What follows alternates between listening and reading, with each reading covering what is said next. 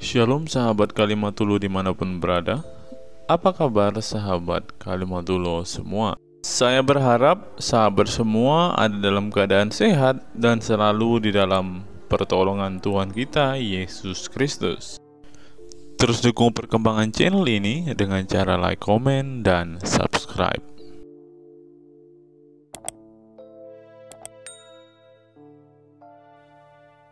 Tuhankan tuh kriterianya apa?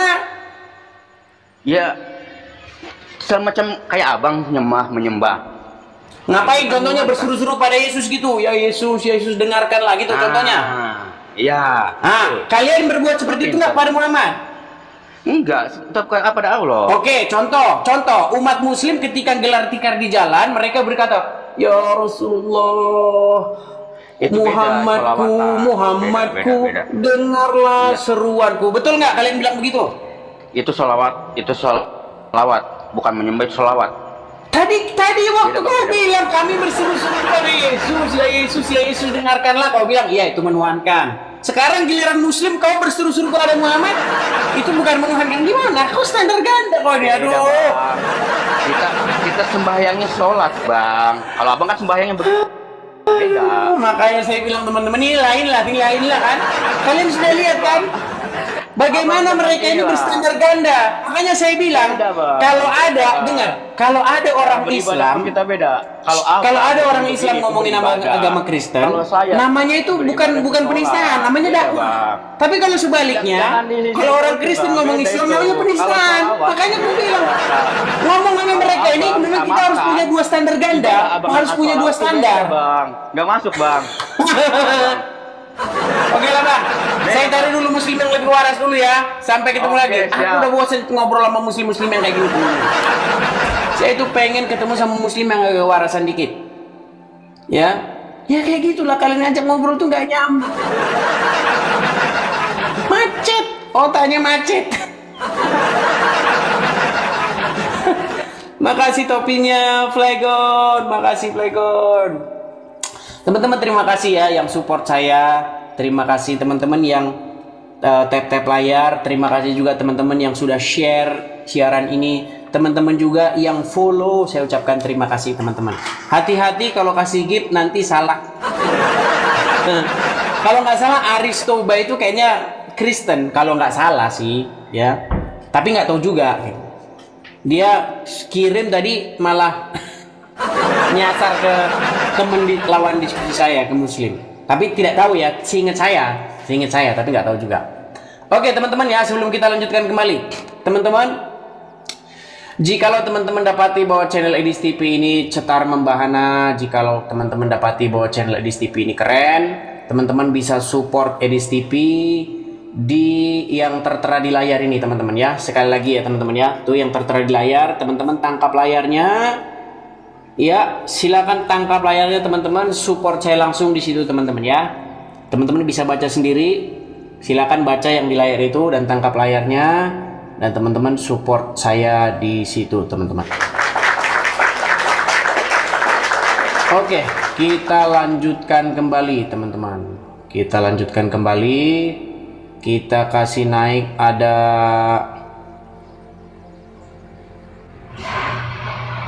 Inspektur Ladusing. Siapa ini Inspektur Ladusing? Ya, Inspektur Ladusing. Muslim? Halo Inspektur Ladusing? Halo, bang. Inspektur Ladusing? Iya, bang. Ya, Muslim? Muslim. Ya, silakan nyalakan kamera.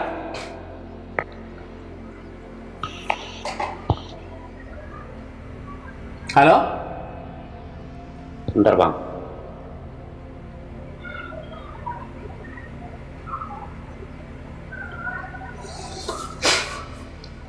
Ya, kalau mau naik lagi nanti persiapkan dulu ya. Persiapkan kalau mau naik itu langsung Anda siap-siap nyalakan kamera ya. Jangan sewaktu saya naik bentar. Seolah-olah Anda lagi ngapain. Dia L, makasih dia L. Ranger merah. Halo Ranger merah. Halo. Ya, apakah Anda seorang muslim? Ya. Ya, silakan nyalakan kamera Anda.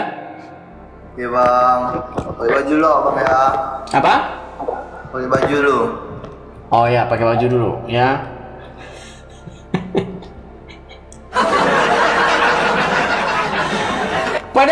Padahal saya nggak tahu ya penonton TikTok ini apa 1 menit pindah, 1 menit pindah gitu.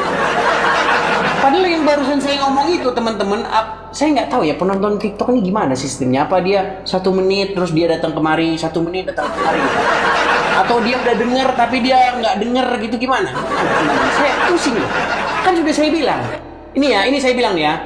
Kalau mau naik kemari, siap-siap nyalakan kamera. Nah, langsung saya naikkan ya. Coba, nanti kayak gitu nggak? Coba. Hasudungan. Hasudungan. Nah, kalau ini kan langsung gini, langsung kan? Kan langsung. Shalom, shalom. Kalau kau Kristen. Ya, gimana? Pak. Salam kenal. Salam kenal, Bang. Gimana, Bang? Selamat Natal. Selamat Natal, Bang, ya. Itu hari aku minta nomor Mas tapi belum Mas kirim. Aku minta waktu itu saya gitu, Bang. Begini, kalau nomor-nomor begitu apalagi sama belum kenal itu memang tidak saya bagikan. Seperti itu. Kecuali saya sudah kenal, kecuali sebelumnya sudah apakah dia pernah support saya begitu pasti saya kasih nomor. Kalau tiba-tiba langsung minta nomor nggak saya kasih. Karena banyak muslim tahu-tahu seperti itu, minta nomor begitu. Karena nanti dari nomor itu nanti dia nanti tahu akun-akun saya yang lainnya. Seperti itu. Kita pendeta di Batam, Mas. Saya senang melihat Mas itu apologetik itu luar biasa. Ya, salam kenal ya Bang ya. Salam kenal. Ya. Tapi nanti bisakah saya ada perlu apa ya Bang ya? Ya kan saya juga banyak belajar sama Mas. Oh. Jujur itu ilmunya Mas itu di atas. Saya nggak ada apa-apanya. Tidak juga, saya juga masih belajar. Kayaknya Ong Jawa ya Mas. Kakak saya Jawa satu, kakak ipar. Oh gitu. Oke. Oke, begitu ya, Bang Hasudungan ya. Oke, sampai ketemu lagi. Ya, sampai ketemu lagi. Shalom. Shalom. Ya teman-teman ya, yang minta nomor saya itu di inbox itu banyak Bang minta nomor saya. Tapi kalau ujuk-ujuk aja langsung minta nomor gitu pasti nggak saya kasih. Saya nggak tahu siapa gitu loh. Ya kan? Paling tidak dia tadinya itu support saya gitu atau apa gitu. Oh ini berarti beneran dia beneran orang Kristen, makanya valid begitu bahwa dia orang Kristen seperti itu. Ya, bahkan pernah ada yang ngomong gini, Bang, saya mau support kamu Bang. Iya. Oh iya, silakan saya bilang. Itu nomor ini saya ada langsung di profil saya bilang. Nomor rekening saya ada di foto profilnya dibesarin saya bilang. Enggak Bang, saya mau ngasihnya ke rumah. Oh kadrun. Kadrun. Kenapa sih gitu loh? Kenapa sih nggak langsung naik saja terus berargumen begitu loh? Iya kan? Iya nggak? Oke, kita lanjutkan lagi ya. Kita kasih naik ada Pahkri.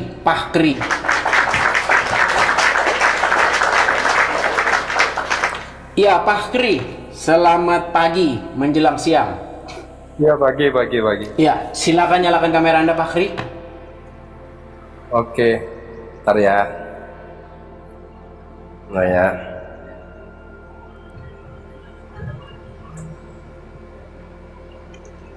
Bentar. Gimana pencetnya ini? Saya kirim undangan ya kepada Anda supaya Anda bisa menyalakan kamera. Sudah masuk di layar Anda ada undangan untuk menyalakan kamera? Nah. Ya, sudah. Iya, Pak Kri, sudah berapa lama Anda follow channel saya ini? Saya dari Muslim, Bang. Bukan, nggak nyambung kan? Iya, sudah. Sudah saya bilang teman-teman memang ngomong-ngomong ini berat. Sudah berapa lama follow channel saya? 1 bulan, Bang. Nah, gitu loh. Kalau diajak ngobrol tuh nyambung. Pertanyaannya, sudah berapa lama follow channel saya? Saya Muslim. Makanya saya itu agak sedikit putus asa loh ngomong sama kalian itu loh. Mohon maaf sekali gitu loh. Karena memang saya punya keyakinan yang sangat teguh di dalam keyakinan saya. Alasan orang masih Islam itu karena ya saya nggak mau ngomong loh. Nanti dibilang penistaan lagi. Oke, silakan. Apa yang ingin Anda sampaikan? Kita membahas abang yang tadi aja, Bang. Yang mana itu? Yang tentang Nabi Muhammad. Oke. Kalau manusia itu ada peluang nggak Ada. dituhankan oleh manusia lainnya? Ada. Ada. Muhammad termasuk manusia nggak? Yes. Berarti ada peluang nggak dia dituhankan manusia lainnya? Ada. Ada. Oke, maka sampai di sini masih cerdas lah ya. Nah, sekarang kita bicara kriteria dulu ya. Kita bicara kriteria. Perbuatan apa yang dilakukan terhadap orang lain sehingga perbuatan itu kita kategorikan mentuhankan? Oke, kriterianya gini, Bang. Menyembah seperti salat. Kalau ada manusia yang menyembah, ruku, sujud kepada manusia lain, maka itu bisa dicap mempertuhankan Tuhan. Itu Bang kriteria. Mempertuhankan.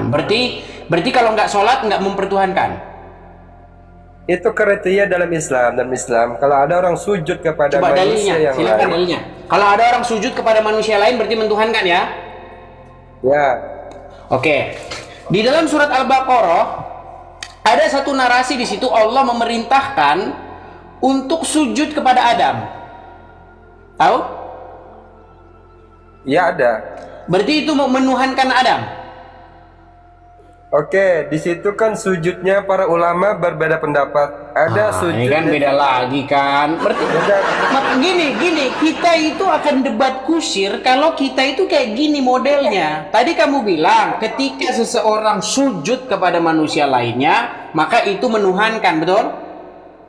Oke, saya jelaskan ya. Dulu sebelum salat yang turun kepada Nabi Muhammad, apakah sujud dengan salat dengan malaikat itu sama? Beda, Bang.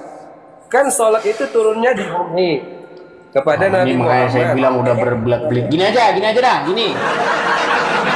Ada Quran nggak di situ? Saya ini nggak bawa Quran, Bang. Nah, ini makanya saya bilang, saya kan pernah bilang sama kalian, akan lebih mudah menggiring bekicot lari mutar lapangan sepak bola 12 kali ketimbang menyuruh muslim membuka Al-Quran. Saya bacakan aja. Sulit, sudah saya bilang. Enggak, saya bacakan yang di Al-Baqarah. Mungkin bisa masih ingat gitu kan. Bukan yang di situ. Gini loh, Wait, Anda bilang mentuhankan itu adalah melakukan gerakan sholat gitu kan? Bentar, ini kan ayat yang abang ambil kan wa id kunna lil malaikati sujudu li adam fasajadu ila iblis kan, itu kan. Ketika kami menyuruh kepada malaikat untuk sujud pada Adam, mereka sujud ila iblis kecuali iblis, itu kan. Nah, salat itu turun kepada Nabi Muhammad ketika Nabi Muhammad Islam Mi'raj, maka ada syariat. Salat itu yang menyembah. Lagi kan? Berat ini udah. Kalau udah kayak gini udah nggak nyambung lagi nih. Obrolan kita ini udah macam langit dan bumi nih. Gini aja dah, Bang. Gini aja. Menurut Quran, Ayat yang abang. Hah? orang bisa nggak mengganti Tuhannya?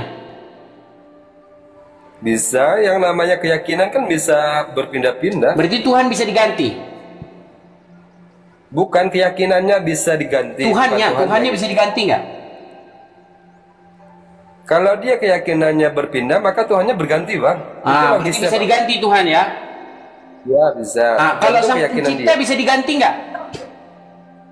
Sang pencipta, kalau Tuhan yang menggantinya siapa dulu? Kalau manusia mengganti Tuhan nggak bisa. Tadi Musin kau bilang bisa. Bukan gini, coba Abang dengarkan logika saya.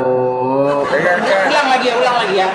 Bisa nggak seorang manusia mengganti Tuhannya? Tidak bisa. Apa? Tidak bisa.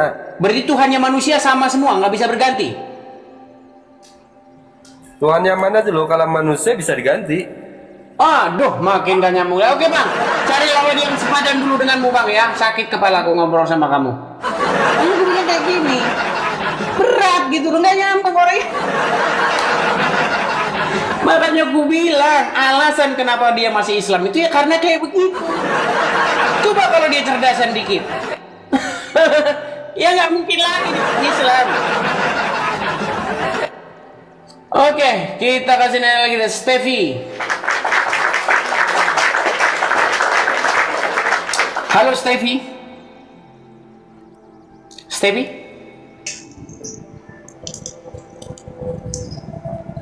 Halo Steffi. Macet.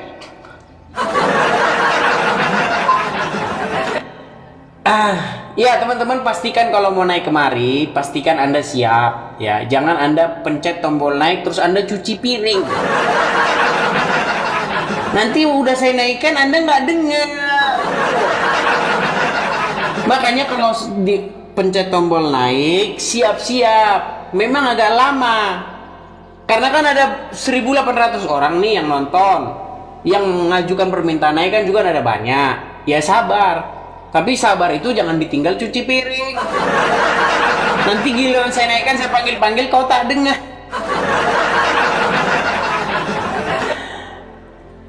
Oke ya, kita kasih ini lagi. Teman-teman jangan lupa di tap-tap layar dulu, di follow teman-teman ya. Bisa di support juga lewat gift, share, bagikan kepada teman-teman yang kalian rasa perlu mendengarkan siaran ini, yang kalian rasa orang-orang sedang mencari kebenaran ya teman-teman ya. Silakan. Oke, kita kasih naik lagi, ada Apin. Oke, Apin. Halo, selamat pagi menjelang siang, Apin. Ya, pagi. Ya, silakan Apin. Apakah Anda seorang Islam? Ya, Muslim. Banggakah Anda dengan keislamanmu? Ya. Silakan nyalakan kamera, mari kita berdiskusi.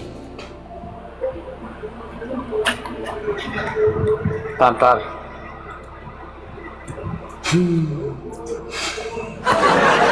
Udah dibilang kalau naik persiapkan, malah antar-antar lagi. Aduh, gimana? Orang cuma pencet tombol naik, pencet nyalakan kamera saja kok entar-entar. Kenapa sih? Kita nggak punya waktu loh, lama-lama kita harus cepet ini karena banyak yang ngantri. Arya Toba, Bang Arya Toba, kenapa tadi akhir? Teman-teman, memang bagi yang pertama-tama beli koin kemudian mau support, itu Anda tap itu profil yang Anda mau kasih. Kalau profil itu kebagi 4, Anda salah pencet, itu ya ke tempat yang Anda pencet itu. Ya. Terima kasih Bang Arya Toba, terima kasih. Kita kasih naik lagi, ada kakek Mudha, modal congor, get out. Anak buahnya Palu Koy. Ya silakan. Kak. Iya. Mudha. Silakan nyalakan kameramu. Iya, untuk saya pasang background juga dulu ya. Kakek Mudha. Kak, namamu susah sekali. Kakek Mudha. Silakan. Paham. Nyalakan kamera. Ya. Kamera. Oke. Nah, gini kan keren kita diskusi. Keren, macam Yesus kan. Itu Asal kau macam siapa? Yang kemarin menghina penjual siapa? Siapa? Gus Miftah. Oh iya, kayak macam Paulus menghina Yesus. Terhina laki-laki berambut panjang katanya. Ini Tuhanmu. Ini Tuhanmu, ini. Tuhan ini siapa ini? Hewan anak domba, hewan kok disembah. Ini gambar siapa ini? Kamera. Kamera, ayo. Jangan lari-lari dari kamera. Disembah, kenapa berhenti menyembah hewan? Mesti menyembah hewan kau. Ini yang Ayo kita mulai ya. Jangan lari-lari dari kamera. Kalau kau pindah-pindah dari kamera saya turunkan loh. Jangan miring-miring. Ini kau lihat kan ini anak domba. Kejar-kejar. Udah tidur di bawah. Udah saya bilang kau jangan lari-lari, sudah saya bilang. Harus kau terus di layar itu. Jangan kau keluar sana kemari. Kau naik lagi. Biar ku naikkan lagi. Oke, kita kasih naik lagi ada Aldi Setia. Ini Aldi Setia ini kayaknya udah pernah naik nih sebelum. Aldi Setia. Ya, silakan Aldi Setia. Halo Aldi Setia. Aldi Setia.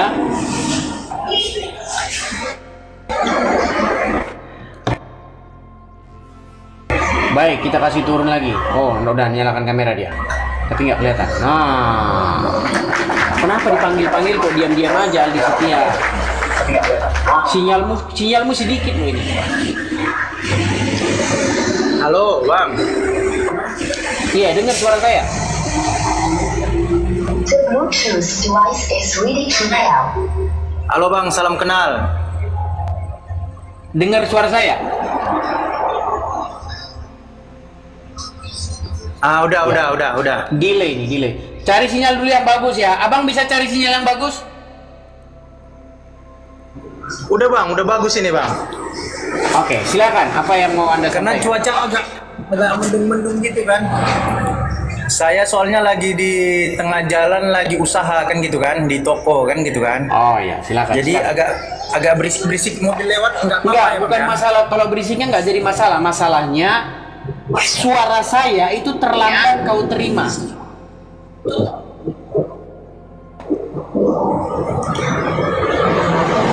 Ini udah hilang, udah bagus sinyal, Bang. Oke. Ya silakan. Apa nih mau Anda sampaikan? Udah bagus sinyalnya kan, Bang? Oke lah, kita turunkan. Ini kalau sinyal kayak gini nggak nyambung karena suara saya itu sama dia itu nggak diterima dengan tepat.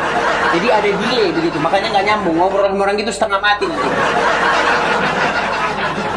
Ya. Oke, kita kasih naik lagi ada Karl Javad. Karl Javad. Iya, Karl Javad. Halo Karl Javad. Salam kenal Bang. Bang Edis. Muslim atau Kristen Bang? Ya, Muslim Bang. Iya, silakan nyalakan kamera Karl Javad. Oke, siap. Teman-teman jangan lupa follow, tap layar, share ya teman-teman ya. Baik, Karl Javad. Iya, Karl Javad, silakan. Apa mau Anda sampaikan? Oke, siap. Jangan. Pertama-tama Bang begini. Abang kan belajar tentang Islam ya. Betul. Kalau Abang belajar tentang Islam pasti punya gurunya Bang. Kalau saya belajar tentang Islam pasti punya guru. Dari mana Anda harus pasti punya guru, dari mana? Enggak, maksudnya saya tanyakan Abang, ada gurunya Abang belajar Islam? Tadinya iya, cuman gurunya bengak semua, makanya saya pecat gurunya. Nah, kalau kami di Islam Bang, kalau belajar agama itu harus memiliki guru. Di mana dalilnya bahwa kalau belajar Quran harus ada gurunya? Bukan belajar Quran, belajar Islam. Islam yang dipelajari apa? Banyak Bang. Hukumnya. Sumber agama Islam itu apa? Sumber hukumnya? Bukan sumber hukum lain Bang itu. Ya, sumber bahwa gini. Masalah hukum. Sebentar, satu-satu kita ngomong Bang ya, satu-satu Bang. Ngomongnya satu-satu. Karl Javad ngomong satu-satu. Oke. Kita tahu Islam itu begini begitu, itu dari mana sumbernya? Semuanya Bang, kalau sumbernya kalau di Islam itu ilmu ya, khusus tentang ilmu apa? Ilmu debat, ilmu hukum. Apa tentang ilmu apa ini? Ini kan berat ini kan. Gini loh Bang. Islam itu ajarannya begini. Ini itu, maka sumbernya itu kita dapat dari mana? Salah satunya apa, Bang? Salah satunya ilmu apa, Bang? Contoh misalnya, apakah Islam itu? Siapa Nabi Islam itu? Kemudian Islam itu ajarannya apa? Nah, sumber-sumbernya itu kita dapati dari mana? Salah satu dari yang abang ngomong itu apa? Salah satu sumber ilmunya apa, Bang? Saya tanya. Yang abang pelajari. Baik ya. Jadi gini, kita pelan-pelan ya. Tadi kan abang bilang begini nih sama saya nih ya. Bang, siapa gurumu? Betul? Begini Bang, bukan siapa gurumu. Saya tanya, abang belajar. Tadi kan Anda bertanya nih, Bang Jafar. Apakah abang memiliki guru, mempelajari Islam? Iya, saya jawab kan. Saya jawab begini. Kenapa kok harus ada gurunya? Karena Anda katakan, oh kalau kami dalam Islam, kalau belajar agama Islam itu harus ada gurunya kan gitu. Nah, terus gini, dulu ada gurunya, saya pecat karena bengak. Bang, orang yang belajar itu semuanya memiliki guru, Bang. Gurunya pun memiliki sanadnya, ilmunya memiliki sanad. Ujung-ujungnya kemana? Ke Quran nggak? Ujungnya memang itu sumbernya, tetapi abang belajar Islam memiliki guru tidak? Kata abang belajar Islam itu tidak memiliki guru dan memiliki guru abang pecat. Kenapa? Betul, begitu, karena yang diajari bukan Quran. Yang durhaka Bang namanya. Jadi gini, saya ceritakan Bang ya. Kita ngobrol-ngobrol santai dulu Bang ya. Gini ceritanya gini Bang. Dulu waktu saya belajar Quran, persis seperti yang abang ceritakan ini.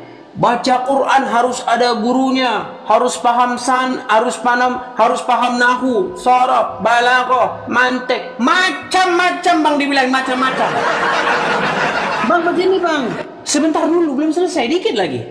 Nah, waktu ku buka Quran itu, ternyata yang diomongin dia itu semua dan Anda juga katakan itu sebenarnya nggak ada di Quran.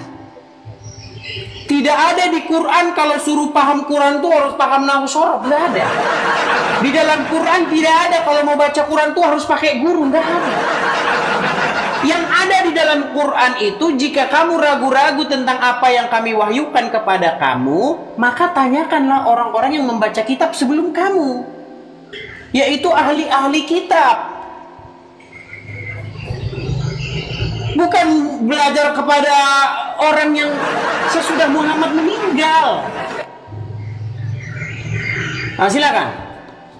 Oke.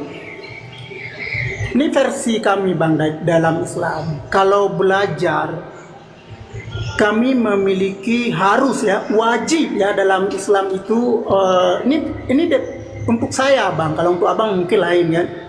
Kalau saya belajar agama, apalagi agama Islam itu tanpa guru, kami dianggap guru kami setan Bang. Oke, yang abang ceritakan itu Anda kan, diri Anda pribadi, kemudian kelompok-kelompok di Islam Anda kan saya katakan.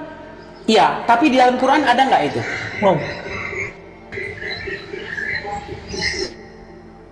Dalam Quran ada nggak? Macet. Macet Bang. Apa jaringanku? Iya, jaringanmu itu udah merah, sinyalmu sudah merah itu. Merah. Ya Bang ya. Begini Karl Jafat, begini ya.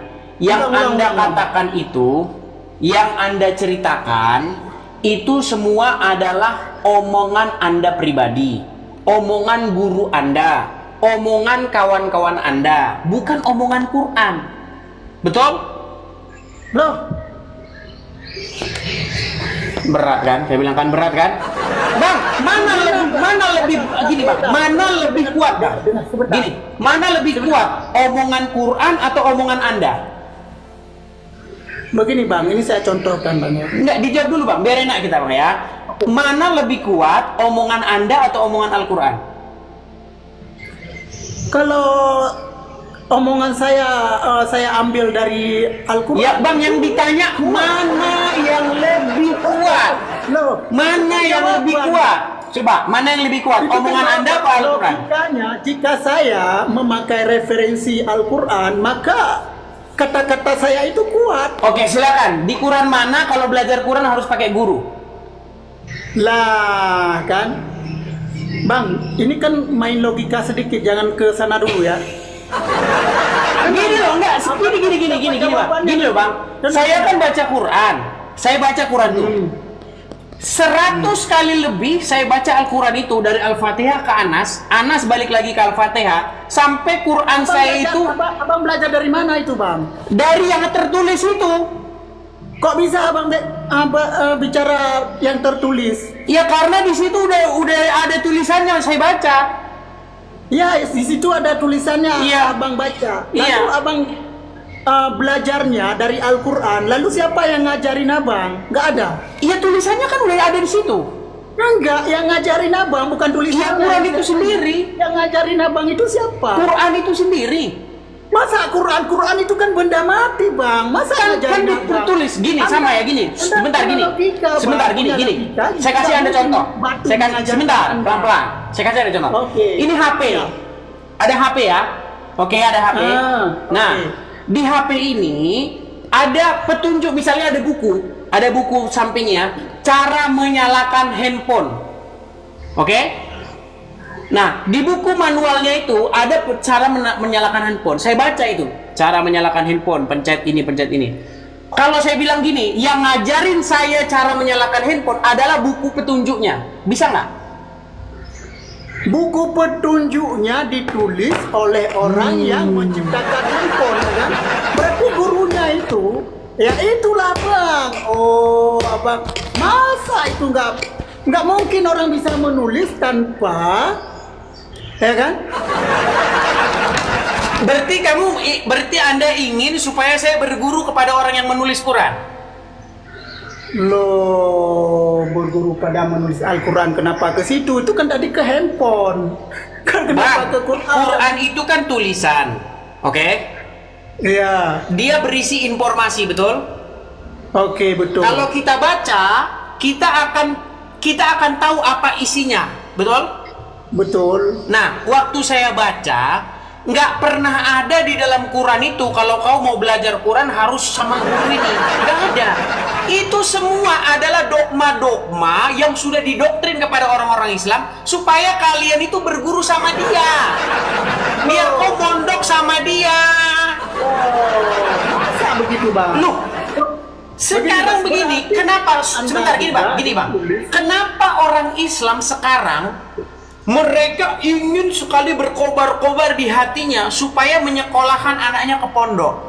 Lalu mereka bayar duit di pondok itu. Dan tidak sedikit anak-anak perempuan mereka dilecehkan di situ.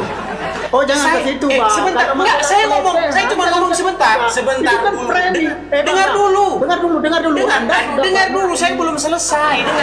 Bukan masalah selesai, ini kan masalah pelecehan. Itu kan betul tidak bahwasanya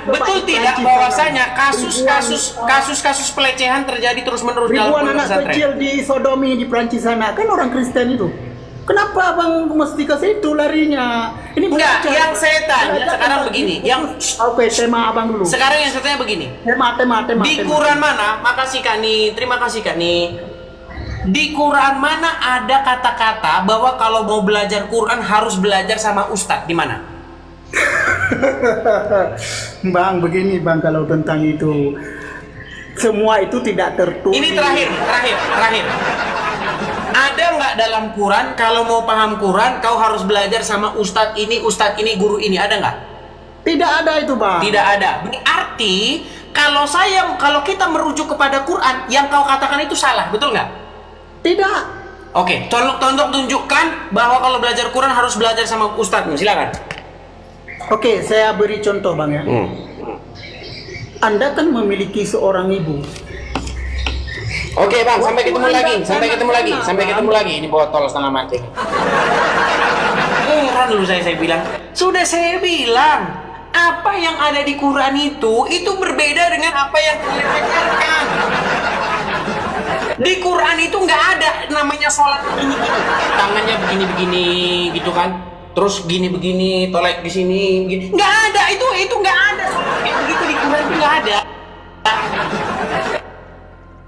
Gitu loh, kau cari sampai mampus, sampai tumbuh giginya ayam, sampai ayam tumbuh gigi, kau nggak akan ketemu sunnahnya kayak gitu tuh. Nggak ada. Kakimu harus diduduk-dudukin begitu, telapaknya harus diduduk begini gitu. Kalau sholat, terus tanganmu harus begini-begini. Itu nggak ada di Quran. Kau cari setengah mati, nggak ada. Apalagi kau kalau mati harus dikubur pakai kain kapan. Nah. Terus kau harus disunat gitu, kagak ada. Terus kau harus naik haji ke Mekah gitu, kagak. Halo Ardiansyah. Halo bang. Ya. Salam kenal bang. Salam kenal. Ya, Muslim bang. Muslim. Ya, kita lagi diskusi seputar lintas iman nih bang. Apakah anda berani? Waduh. Waduh, jangan adu-adu bang. Diterima dulu, silakan. Baik. Jadi di sini ada 2.400 orang yang sedang menonton. Di sana ada berapa bang?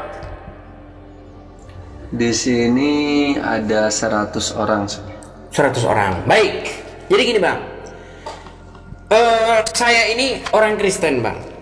Tapi saya sangat mendalami agama Islam. Nah, saya katakan begini bang, bahwa orang Islam itu adalah orang-orang yang berseru-seru kepada mayat. Kira-kira perkataan saya itu dusta atau betul bang? Berseru-seru itu apa ya? Berseru-seru, memanggil-manggil.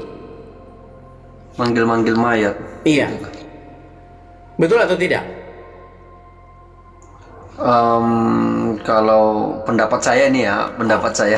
Jangan. Ya. Secara Islam sih tidak ada ya seperti itu yang berseru-seru. Baik. Abang tahu lagu ini nggak? Muhammadku, Muhammadku, dengarlah seruanku. Tahu lagu itu? Ya. Waktu bilang begini bang, Muhammadku, Muhammadku, dengarlah seruanku, itu berseru-seru nggak? Ya. Berseru-seru. Waktu berseru-seru itu kepada siapa itu? Kan itu sebuah lagu. Sebentar bang, kepada siapa berseru-serunya itu? Itu kan hanya sebuah lagu, enggak? Bukan. Kita nggak bahas itu apa. Gini, yang saya tanyakan, kepada siapa berseru-serunya itu? Kalau kepada siapa, ya pastinya kita lihat dari orang yang ciptain lagunya dong. Gini, kata-katanya begini. Muhammad, gini bang ya, gini. Muhammadku, Muhammadku, dengarlah seruanku. Berarti dia berseru-seru kepada siapa di situ? Ya tergantung orang. Kalau saya sih mikirnya berat. Itu sebuah lagu. Berat. Itu sebuah lagu dan nggak usah kan setiap orang juga punya. Misalnya kalau punya lagu gitu tuh, terus dia. Gini bang, saya bantu jawab bang. Betul nggak itu berseru-seru kepada Muhammad? Apa? Betul nggak itu berseru-seru kepada Muhammad? Iya bisa, betul sih kalau betul. Oke. Tadi kan saya bilang bang, umat Islam adalah umat yang berseru-seru kepada mayat. Tadi abang bilang itu tidak benar. Tapi nyatanya mereka berseru-seru, Muhammadku, Muhammadku, dengarlah seruanku. Nah, waktu mereka berseru-seru kepada Muhammad itu bang, pertanyaan saya, Muhammad itu sudah meninggal atau masih hidup? Sudah meninggal. Betul nggak berarti umat Islam berseru-seru kepada mayat? Enggak. Jangan di itu lagunya itu mengarah kepada apa yang ditinggalkan oleh Nabi Muhammad, bukan mayatnya yang kita suruh-surukan, tapi peninggalannya, etikanya, begitu tuh. Gini. Waktu seorang Muslim berkata, ya Rasulullah, itu ngomong sama Muhammad nggak? Enggak. Itu mengungkapkan bahwa kita suka dengan etikanya Muhammad, bukan mayatnya. Nah, tapi itu ditujukan ke siapa itu? Nggak ada yang ditujukan. Kalau menurut saya nggak ada yang ditujukan ke siapa-siapa. Jadi waktu ya Rasulullah berarti itu bukan ditujukan kepada Rasulullah? Ya enggak ditujukan, itu kita mengharapkan kepada yang maha kuasa, karena seperti yang kita ketahui bahwasannya kan Rasulullah itu etikanya seperti ini, adabnya seperti ini, dan itu yang harus kita bawa ke kehidupan kita. Bukan maksudnya kita berseru sama orang yang meninggal seperti Muhammad, enggak. Maksudnya etika yang sudah ditinggalkannya itu yang jadi Muhammadku dengarlah seruanku, itu nggak berseru-seru pada Muhammad ya? Enggak, itu hanya sebuah lagu. Saya pikir sah-sah saja ya dalam ya sudah, jangan dipaksakan, nanti berakibat berat. Ya, siap. Oke lah Bang Ardiansyah ya. Senang ngobrol dengan Anda ya. Semoga pembicaraan ini nanti akan membuat Anda mengingat selalu apa yang saya katakan ini. Percayalah bahwa apa yang saya katakan ini suatu saat akan membuat Anda berpikir. Oke, terima kasih Bang Ardiansyah. Thank you. Sama-sama Bang. Ya teman-teman, percayalah, itu nggak langsung mungkin ada hasilnya sekarang, tapi suatu saat dia nanti akan berpikir, bener ya, saya dulu pernah ngomong itu dengan Edis TV itu di TikTok itu. Sekarang saya kepikiran terus dengan omongan dia. Nah, kita ini ngomong-ngomong berseru-seru kepada Muhammad, ya Rasulullah, ya Rasulullah. Ngomong-ngomong sama Muhammad. Berarti benar kata Edis TV ini, kita ini ngomong orang mati nih. Tapi teman-teman, memang kita kalau ngomong seperti itu ya, Allah ya. Tuh, ada yang bilang koplak. Naik kemari dan bantah. Gimana sih kamu? Bantah naik kemari. Jangan kau kejang-kejang saja kau di bawah. Ya, ajukan permintaan naik dan kita ngobrol dengan baik. Ayo, saya tunggu. Ajukan permintaan naik.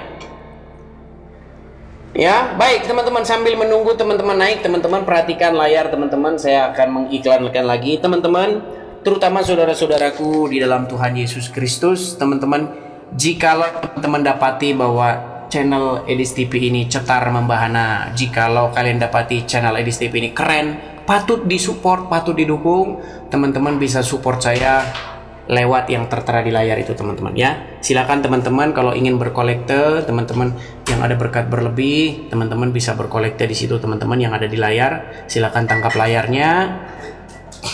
Bagi saudara-saudaraku dalam Tuhan yang memiliki berkat berlebih, teman-teman bisa support di situ teman-teman ya. Bisa lewat TF di yang tertera di layar. Banknya cuman itu Bang? Iya, banknya hanya ada satu itu, BR ya. Nomornya sekian-sekian, yang ada di layar itu tidak bisa disebutkan, nanti kita kena ban lagi sama TikTok teman-teman ya. Silakan teman-teman tangkap layarnya, screenshot, supaya nanti kalau saya hilangkan lagi nanti tidak bingung mencari nomornya. Oke, kita balik lagi, kita kembali lagi seperti biasa ya. Kalau iklan orang-orang pada gundah gulisa gula. Saya heran loh teman-teman, kenapa sih teman-teman kalau saya iklan itu gelisah gundah gulana? Kenapa? Ada apa? Pasti kadun-kadun yang kejang-kejang gelisah gulana. Karena kadun-kadun paling takut, paling mereka takut kalau apa?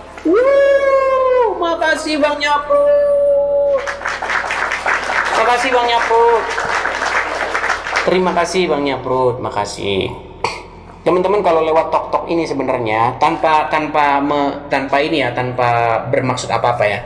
Kalau tok-tok ini teman-teman itu memang separuh lebih diambil oleh tok-tok. Ya. Oleh platform ini loh. Jadi kalau kalian support melalui gift seperti itu tadi, misalnya seperti paus itu tadi, teman-teman mungkin belinya itu sekitar 300.000 kan, tapi sampai di saya itu separuhnya diambil. Jadi sampai saya itu hanya separuh. Sekitar 140.000 seperti itu. Makanya memang saya ini kan memang kalau support memang secara langsung seperti itu, langsung seperti yang saya pajang tadi itu ya. Nah, banyak orang kejang-kejang kalau para apologet ini disupport ya. Banyak orang kejang-kejang iya. Ini kerja saya, ini kerja saya adalah memberitakan kebenaran ini pekerjaan saya. Iya. Terima kasih teman-teman. Ya. Kalau kau jam 9 pagi kau main TikTok begini, kau dipecah sama bosmu nanti. Iya. Jam 10 pagi seperti ini kau main-main TikTok. Ini. Kalau enggak, ini memang ini saya udah jam 11, umur jam 11 nih. Ini memang pekerjaan saya seperti ini. Seperti itu. Ya. Hati-hati kau, hati-hati katanya. Buktikan bahwa yang saya katakan itu tidak benar. Saya sudah memberikan tantangan loh. Kalau ada yang saya katakan ini fitnah, kau jangan repot-repot membuat laporan ke polisi. Jangan perlu repot-repot. Saya langsung terjun dari Monas. Sudah saya bilang. Seandainya kamu dapati bahwa yang saya katakan tentang agama Islam itu merupakan fitnah, tidak perlu kamu membuat laporan polisi, saya langsung terjun dari Monas. Saya ini 13 tahun mendalami Islam, 13 tahun mendalami Al-Quran, 13 tahun mengerti betul tentang agama Islam itu apa. Makanya setiap saya ngomong, itu tidak mungkin ngasal. Gitu loh. Sembarangan saja kamu mengatakan seperti itu. Terus kenapa kalau menyembah orang? Kalau kamu sudah sadar kamu menyembah orang mati, menyembah mayatnya Muhammad, berhenti kamu bilang-bilang, mengapa kau Tuhankan manusia? Kau tahu lagunya Roma Irama itu? Mengapa kau menuhankan manusia? Tereret. Ini loh, ulama-ulama kalian itu kerjanya tiap hari, ya, itu seperti itu. Mau kutunjukkan sama kamu nanti, kan nanti kutunjukkan kau nanti terdiam, tergagap-gagap. Sudah kubilang, ada satu pedoman, ada satu jargon channel ini. Apa? Satu kali kau menonton channel Edis TV, hatimu akan panas. 2 kali kau tonton channel Edis TV, kau pasti penasaran mengeceknya. 3 kali kau tonton channel Edis TV, kau sudah mulai manggut-manggut. 4 kali kau tonton channel Edis TV, besok pagi kau tidak jadi Islam lagi. Lu nggak percaya kamu?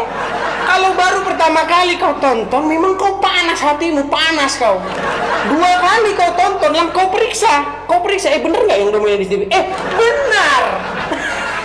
Ternyata benar. 3 kali kau sudah mulai manggut-manggut, memang iya yang dikatakan itu. 4 kali kau tonton, murtad kau langsung. Sembarangan kamu mengatakan. Yang saya katakan itu semua benar. Gimana sih kamu tuh? Yuk, datang kemari, berikan saya argumen bahwa yang saya katakan itu tidak benar. Ya? Yuk, silakan. Kita kasih naik lagi, ada S Pratama E. S Pratama E. Ya bang. Ya silakan nyalakan kamera. Mari kita simak apa yang diungkapkan oleh Profesor dan cendekiawan Muslim yang satu ini. Kita kutip dalil liputan 6 teman-teman. Quraisy mengatakan, tolong jangan pilih ustadz yang suka memaki. Kai Haji Quraisy ibaratkan begini. Nah teman-teman, ternyata ada juga ustadz-ustadz yang suka memaki-maki teman-teman. Bisa jadi ini adalah salah satu oknum yang dikatakan oleh Habib Kribo tadi teman-teman, dimana mereka seakan-akan orang yang paling beriman, paling beragama, dengan kepalanya ada titik hitam dan juga jenggotnya sampai panjang ke lantai, kata Habib Kribo tadi kan teman-teman. Di era modern ini ketika ceramah agama mudah diakses melalui berbagai media, umat Islam dihadapkan pada pilihan beragama. ustadz atau penceramah yang dapat mereka ikuti. Namun tidak semua pendakwah menggunakan cara yang sejuk dan penuh hikmah dalam menyampaikan pesan agama. Menanggapi fenomena ini, wah ini ternyata sebuah fenomena nih teman-teman, berarti sudah sering terjadi nih teman-teman. Profesor Kiai Haji Quraisy Shihab, seorang cendekiawan muslim, terkemuka menekankan pentingnya memilih ustadz yang tidak memaki-maki dalam dakwahnya. Quraisy Shihab mengingatkan bahwa dakwah adalah ajakan kepada kebaikan yang harus disampaikan dengan cara yang baik pula. Ia menekankan pentingnya mencontoh akhlak Nabi Muhammad SAW yang selalu lemah lembut dalam menyampaikan ajaran Islam. Mengutip sabda Nabi Muhammad, barang siapa yang beriman kepada Allah dan hari akhir, hendaklah ia berkata baik atau diam. Ayahanda presenter Naswa Shihab menegaskan bahwa ini adalah pedoman penting bagi para pendakwah. Kata-kata yang baik dan penuh hikmah lebih efektif dalam menyentuh hati dan menggerakkan orang untuk berubah ke arah yang lebih baik. Dalam dakwah, seringkali ditemukan penceramah yang menggunakan kata-kata yang keras dengan alasan untuk menegur atau mengingatkan umat. Namun, Profesor Quraisy Shihab mengingatkan bahwa cara ini justru bisa menimbulkan antipati dan menjauhkan orang dari ajaran agama Islam yang seharusnya penuh kasih sayang dan rahmat. Menukil Islam.co, Quraisy Shihab menjelaskan hal yang menarik ketika ditanya seseorang terkait kriteria ustadz yang tepat untuk dijadikan panutan atau sebagai penceramah. Mantan rektor lain, sekarang UIN, Syarif Hidayatullah Jakarta, ini menjelaskan dengan penuh kasih ibarat seorang bapak menasihati anaknya. Pilihlah ustadz yang menganut paham moderat. Anda tidak akan mendengar makian, tutur mantan Menteri Agama ke-16 masa Presiden Soeharto ini. Quraisy Shihab menjelaskan bahwa ustadz yang wasatiyah akan terbuka untuk dikritik dan tidak fanatik dengan satu pandangan dan menilai pandangan yang orang lain salah. Quraisy Shihab menjelaskan bahwa ustadz wasatiyah akan terbuka untuk dikritik dan tidak fanatik dengan satu pandangan dan menilai pandangan orang lain salah. Ustadz yang wasatiyah memahami bahwa jalan menuju agama itu besar dan memiliki jalan-jalan kecil untuk menuju jalan besar itu. Karena dalam rincian ajaran agama yang Tuhan tanyakan adalah hasilnya, misalnya 5 tambah 5 10, tapi bisa juga 7 tambah 3 lanjutnya. Salah satu ciri ustadz yang wasatiyah menurutnya adalah berpengetahuan luas. Ustadz yang berpengetahuan luas akan mampu menilai dan menghargai suatu pendapat, sedangkan ustadz yang sempit pengetahuannya akan mudah menyalahkan. Semakin luas pengetahuan seseorang, semakin besar toleransinya. Semakin sempit, semakin bodoh tandasnya. Nah, teman-teman muslim, silahkan kalian mau milih ustadz yang modelnya seperti ini. Karena ustadz yang berilmu itu seperti yang dikatakan oleh Bapak Quraisy Shihab ini, bahwa mereka pasti adalah orang yang sangat toleransi.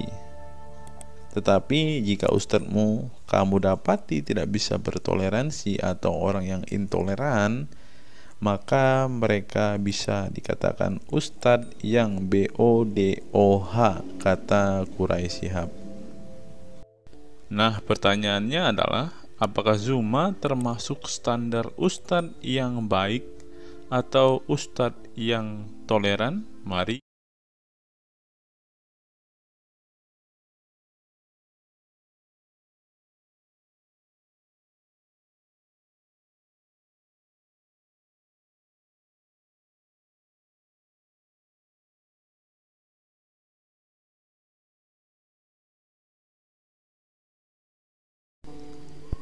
Google, mengapa Rasulullah disebut sebagai nabi penutup?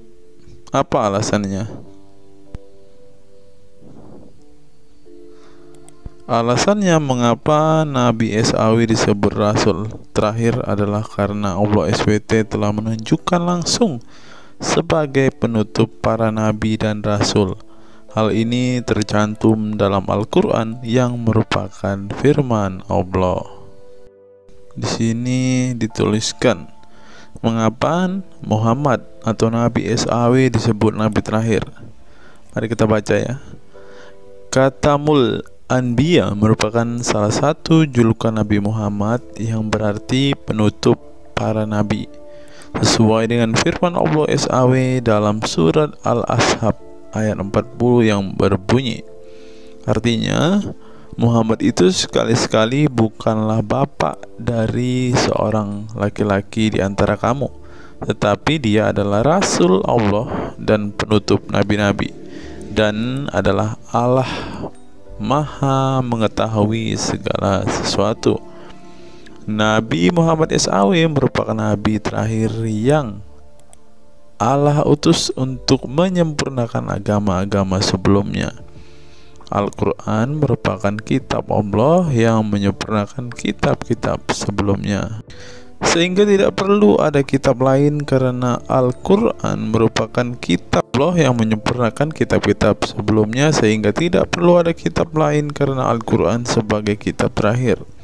Maka dapat diartikan bahwa tidak ada lagi nabi setelah Nabi Muhammad SAW. Nabi Muhammad SAW sebagai nabi terakhir juga didukung dengan dalil lainnya, yaitu surat Al-Sab 61 ayat 6. Dan ingatlah ketika Isa bin Maryam berkata, "Hai Bani Israel, sesungguhnya aku adalah utusan Allah kepadamu, membenarkan kitab sebelumku, yaitu Taurat, yang memberikan kabar gembira dengan datangnya seorang Rasul yang akan datang sesudahku, yang namanya Ahmad dalam tanda kurung Muhammad." Menurut Syekh Al-Zairi dalam kitab Al-Jawahir dan Al-Qalamiyah, alasan kenapa Nabi Muhammad SAW dijadikan nabi terakhir adalah hikmah terputusnya para nabi itu untuk menyeru umat manusia agar beribadah kepada Allah, menunjukkan mereka ke jalan yang lurus dalam urusan kehidupan duniawi dan ukrawi, memberitahu kepada mereka tentang hal-hal yang tidak dapat dicapai oleh penglihatan mereka, dan memberitahu keadaan yang pemikiran mereka belum sampai, dan menetapkan dalil yang meyakinkan serta menghilangkan syubhat keserupaan yang tidak benar. Adapun hubungan dakwah Nabi Muhammad SAW dengan nabi-nabi terdahulu ialah terbangun atas dasar sebagai penguat dan penyempurna dakwah nabi-nabi sebelumnya. Oleh karena itu, semua para nabi selalu dibangun atas dasar dua pondasi utama, yaitu akidah, syariat, dan akhlak. Dari segi kaidah, dari segi akidah, semua ajaran yang dibawa oleh para nabi, mulai dari Nabi Adam alaihissalam sampai Muhammad SAW, adalah sama.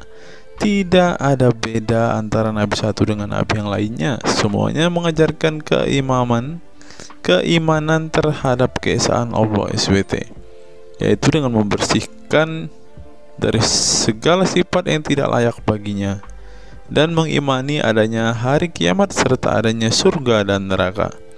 Maka dari itu, semua para nabi menyerukan kepada kaumnya masing-masing antara dasar iman kepada Allah, dan semua para nabi setelahnya saling membenarkan ajaran yang telah dibawa oleh para nabi sebelumnya. Adapun dari segi syariat yang mengatur tatanan kehidupan masyarakat dan individu terhadap perbedaan dalam metode dan kuantitasnya antara satu nabi dengan yang lain. Hal itu disebabkan karena syariat tersebut dalam ranah pelaksanaan, bukan sebuah pengabaran seperti akidah.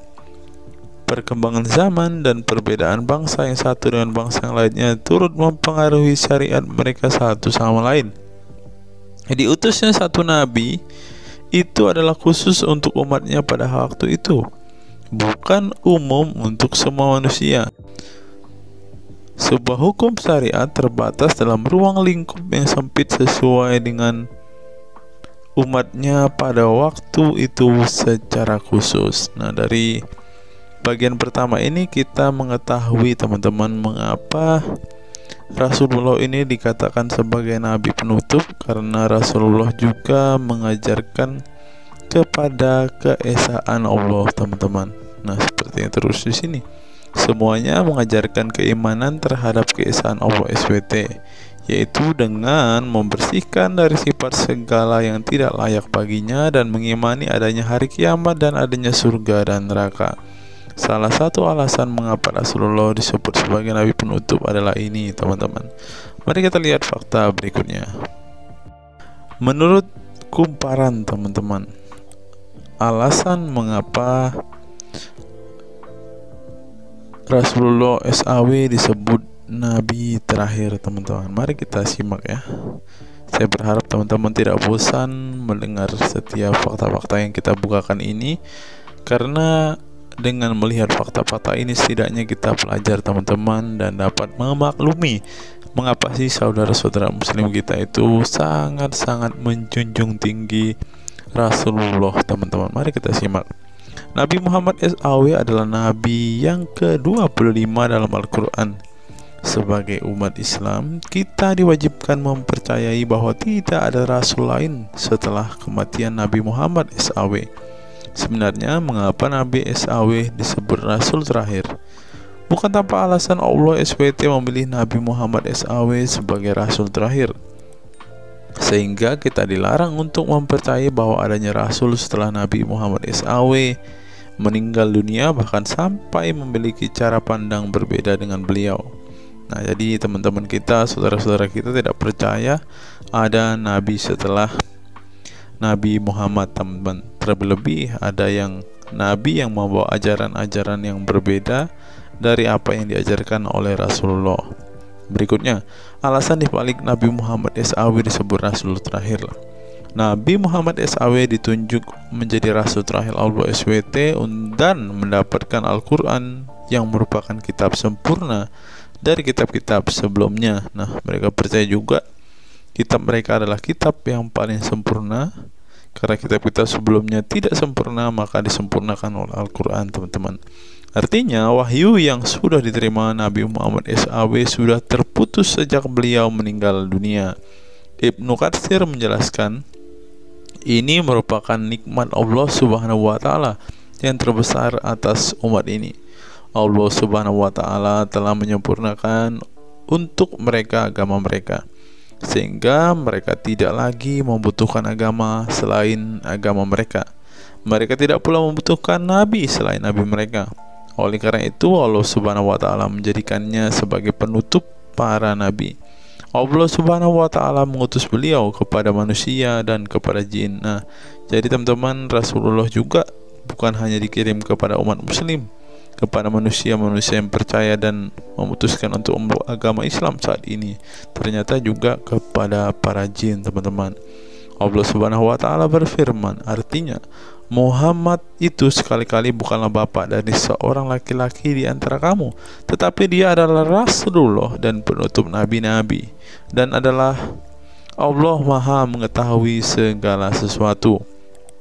Dikutip dari buku situs-situs dalam Al-Quran oleh Syarifuddin Al-Fikri, para ahli bahasa memberikan makna terhadap kata ma dalam surat Al-Ahzab ayat 40 dengan al-istitsaku wal ma'u, yang artinya memastikan dan menolak sesuatu, sehingga Al-Quran menyebutkan bahwa Nabi Muhammad SAW sebagai khatam an-nabiyin. Artinya pasti tidak ragu beliau seorang nabi terakhir dan menolak orang mengaku di kemudian hari. Adapun alasan dibalik Nabi Muhammad SAW sebagai rasul terakhir dijelaskan oleh Syekh Al-Zairi dalam Al-Jawahir Al-Kalamiyah.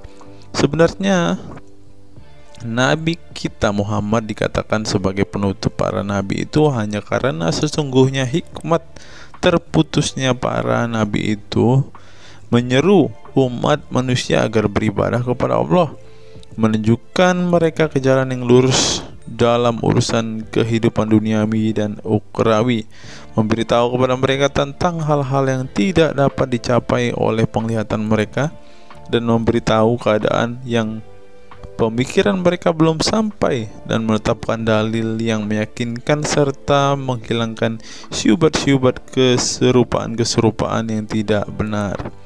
Karena itu umat manusia tidak memerlukan lagi kepada nabi sesudah Nabi Muhammad, sebab syariatnya telah mencapai batas kesempurnaan. Dan dari alasan inilah tampak jelas tentang rahasia terusnya beliau untuk seluruh umat manusia, dan keberadaan beliau sebagai manusia yang paling utama dalam segi fisik serta halaknya. Demikianlah penjelasan singkat mengenai Nabi Muhammad SAW sebagai Rasul terakhir. Semoga dengan mengetahuinya dapat menambah meneladani beliau sebagai sosok yang sempurna. Yang perlu diingat, jangan menghujat ya teman-teman. Mengutip sindonews.com, inilah ke-10 keistimewaan Rasulullah. Yang pertama, air liur Rasulullah menjadi obat. Dari Sahl bin Sa'ad berkata, saat Rasulullah dan para sahabat akan berperang di Khaibar, Rasulullah bersabda bahwa ia akan memberikan bendera kepada seorang pria yang cinta dan dicintai oleh Allah dan Rasul-Nya, dan Allah akan memberikan kemenangan. Rasulullah mencari Sayyidina Ali, akan tetapi para sahabat mengatakan bahwa Ali sedang mengalami sakit mata. Rasulullah memerintah para sahabat untuk mendatangkan Ali kepada beliau. Kemudian Rasulullah meludahi kedua matanya dan mendoakannya. Seketika itu sakit matanya sembuh seakan-akan tidak ada bekas sakit sebelumnya. Kemudian sahabat Khalid bin Ali mengaku pernah digigit kalajengking di kakinya. Lalu Nabi meludahi kakinya dan mengusapnya. Seketika hilang sakit dan berhenti darahnya keluar. Khalid bin Ali mengatakan, aku digigit oleh kalajengking ketika aku di dekat Nabi Muhammad, lalu beliau meludahi kakiku dan mengusapnya. Yang kedua, rambut beliau membawa berkah. Sahabat Khalid bin Walid radhiyallahu anhu tak pernah kalah di medan perang. Di setiap perang, Khalid selalu meraih kemenangan dan membuat nyali musuh ketakutan. Ternyata penyebabnya tak lepas dari keberkahan rambut Nabi Muhammad yang selalu dia bawa ketika perang. Rambut beliau juga dijadikan sebagai obat bagi orang sakit. Yang ketiga, keringat Nabi Muhammad menjadi minyak wangi. Anas bin Malik menceritakan keberkahan keringat Nabi Muhammad sebagai minyak wangi. Beliau mengatakan, Nabi masuk ke rumah kami dan beliau qailullah, tidur siang di tempat kami. Ketika tidur itu Nabi berkeringat, kemudian ibuku datang membawa botol dan keringat Nabi Muhammad ditampung ke dalam botol itu. Kemudian ketika Nabi bangun dari tidurnya, beliau bertanya kepada ibuku, wahai Ummu Sulaim, apa yang sedang engkau perbuat? Ummu Sulaim mengatakan, ini keringatmu wahai Rasulullah, aku jadikan minyak wangi dan ini adalah minyak wangi yang paling wangi. Yang keempat, tidak memiliki bayangan. Asyadid Muhammad bin Alawi Al-Maliki dalam kitabnya Mafahim Yazid Antus Hahaha menyebut di antara kekhususan Nabi Muhammad adalah tidak memiliki bayangan. Karena memang beliau adalah cahaya dan cahaya tidak pernah memiliki bayangan. Nabi tidak memiliki bayangan meskipun ada sinar matahari. Ini didukung oleh doa Nabi yang meminta kepada Allah untuk dijadikan sebagai cahaya. Hal ini disebutkan oleh Imam Muslim dalam hadis yang menjelaskan tentang bacaan Nabi dalam doa sujudnya. Ya Allah, jadikanlah di dalam hatiku cahaya, di pendengaranku cahaya, dalam penglihatanku cahaya, di sebelah kananku cahaya, di sebelah kiriku juga cahaya, di depanku cahaya, dan di belakangku cahaya, serta di atasku cahaya, juga di bawahku cahaya, dan jadikanlah untukku cahaya. Dalam riwayat lain juga disebutkan, jadikanlah aku cahaya. Yang kelima, tidak pernah menguap. Dalam kitab Al-Qashais Al-Kubra, Imam Asyuyuti menyebutkan riwayat Nabi Muhammad yang sepanjang hayat tidak pernah menguap. Ditakris oleh Imam Al-Bukhari dalam kitabnya Al-Tariq dan juga Ibnu Abi Saibah dalam Musannafnya, dan dari Isa Ibnu Sa'ad dari Yazid bin Al-Asham, beliau berkata bahwa Nabi Muhammad tidak pernah menguap sama sekali. Yang keenam, hati beliau tidak pernah tidur. Keistimewaan lainnya adalah kedua mata beliau tertidur, namun tidak demikian dengan hati beliau. Suatu waktu Nabi Muhammad pernah ditanya oleh istrinya Sayyidah Aisyah tentang tidurnya selepas sholat witir. "Wahai Rasulullah, apakah engkau tidur setelah sholat witir?" Beliau menjawab, "Betul Aisyah, sesungguhnya mataku tertidur dan tetapi hatiku tidak pernah tidur." Ini sejalan dengan apa yang disebutkan beliau bahwa para nabi tidaklah tidur kecuali hanya mata mereka saja yang terpejam. Hati mereka tidak pernah tidur dari berzikir kepada Allah Ta'ala. Dan begitu juga para nabi tidur hanya matanya saja, sedangkan hatinya tidak pernah tidur. Yang ketujuh, jubah beliau sembuhkan orang sakit. Asma bintu Abu Bakar radhiyallahu anhu bertaburuk dengan jubah Nabi. Dari Abdullah bin Kaisan berkata, diperlihatkan kepadaku sebuah jubah tayalisah dari Kisra dan kerahnya berbahan dibaj.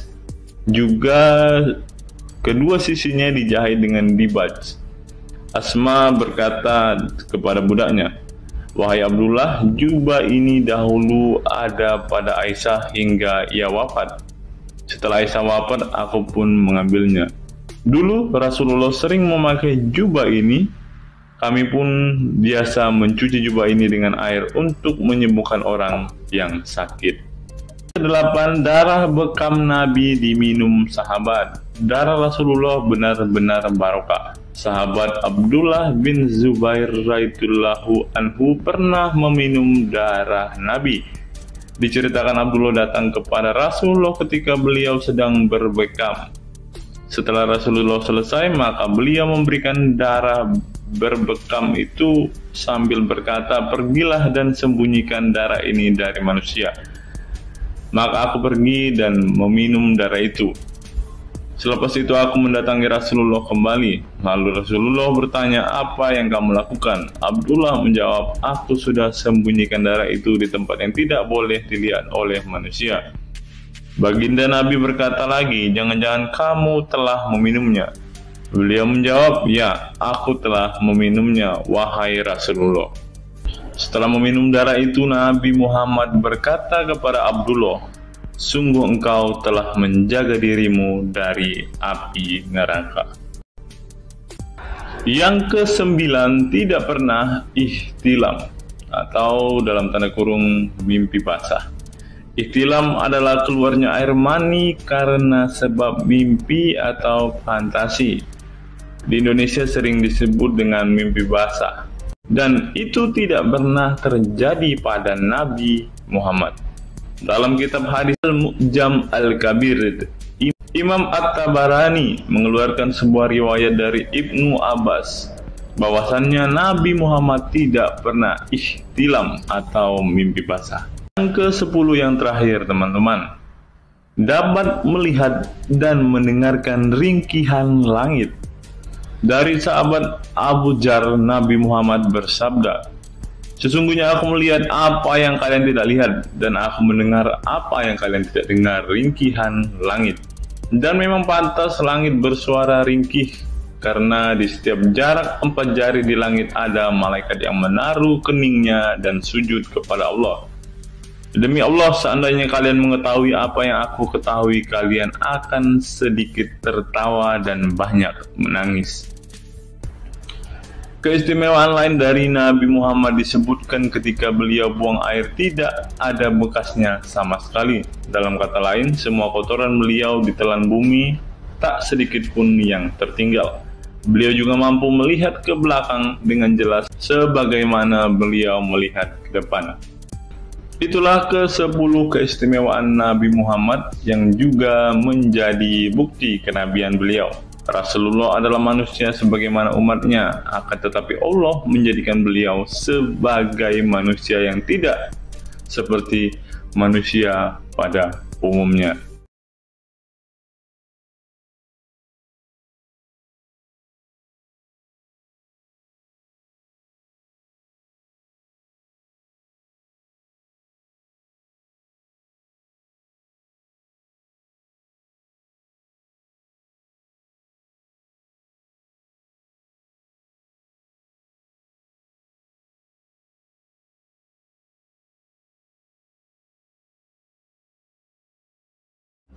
Hari ini kita akan menyimak sebuah kisah yang saya kutip dari sebuah artikel yang akan menggemparkan kita semua.